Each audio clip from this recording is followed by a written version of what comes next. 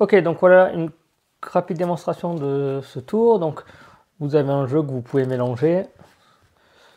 Hop, et vous montrez à votre spectateur qu'on a des cartes, donc on a croix, étoile, enfin tous les symboles ESP. D'accord? Donc vous donnez le jeu au spectateur, par exemple, ou d'abord vous passez les cartes comme ça, et vous demandez au spectateur de s'arrêter quand il veut, ou de dire stop. Stop ici, par exemple.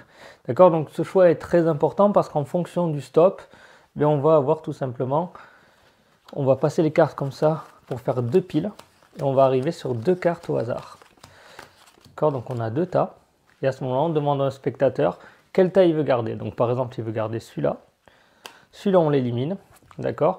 Donc le jeu a été mélangé, a été distribué, on a fait deux piles et on est arrivé sur une carte ici au hasard. Donc on va demander au spectateur de la regarder. Il s'agit du carré. Et donc ici, depuis le départ, j'avais une prédiction. Et ça serait quand même fort si le carré se trouvait sur cette carte. Non? Si? Et si on regarde ici, dans la prédiction, on a bien une seule carte. Et il y a bien le carré qui est dessus. C'est pas mal. Bon, ok. Non, c'est pas super. Donc, ce qu'on va faire juste, c'est qu'on va mettre la carte ici. D'accord? Donc vous avez choisi le carré. Ici, on a bien tous les symboles. Ici, on fait juste ça. La carte se transforme avec le carré, la carte que vous avez choisie.